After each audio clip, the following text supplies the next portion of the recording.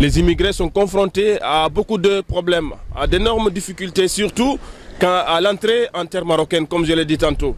Alors les immigrés, en arrivant au Maroc, pour juste recevoir le cachet d'entrée, on leur demande une forte somme, à 2500 dirhams, voire 3000 dirhams, qu'il faut verser pour juste recevoir le cachet sur le passeport. Donc c'est une somme énorme et qu'on ne parvient pas à expliquer, il n'y a aucun papier justificatif pour nous dire que voilà, cette somme, elle est rentrée dans telle caisse ou pas. Donc on voudrait que les autorités administratives ou locales nous aident par rapport à ça. Parce que ça, c'est pas normal. Nous trouvons ça anormal qu'on nous demande une somme énorme comme ça pour rentrer dans le Maroc.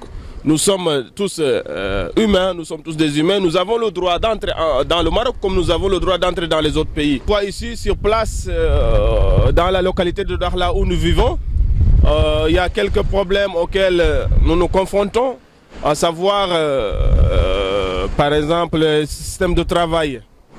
Nous voyons ici, beaucoup n'ont pas la chance de trouver du travail. Ceux qui sont là, ils exercent le commerce, le petit commerce. Mais parfois, tu vois la police qui arrive, qui les pourchasse, qui les disent non, vous ne restez pas là. Donc, ils sont obligés de déguerpir, de partir ailleurs. Et ceux qui ont la chance aussi d'avoir du travail, comme je l'ai dit tantôt, les chefs d'entreprise ne font pas d'attestation. Ils ne leur affluent pas d'attestation à ces derniers.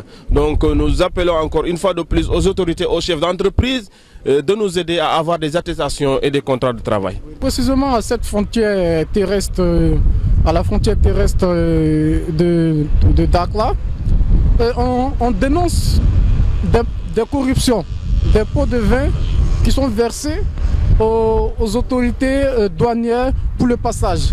Alors que le Maroc est un pays ouvert et que le Maroc a signé l'accord de libre circulation avec les pays subsahariens. Donc tous les subsahariens ou tous les immigrés qui entrent au Maroc avec un document de voyage et qui justifient de leurs droits d'entrée ne doivent pas être rackettés et ne doivent pas être victimes de cette corruption qui est quelque chose d'illégal.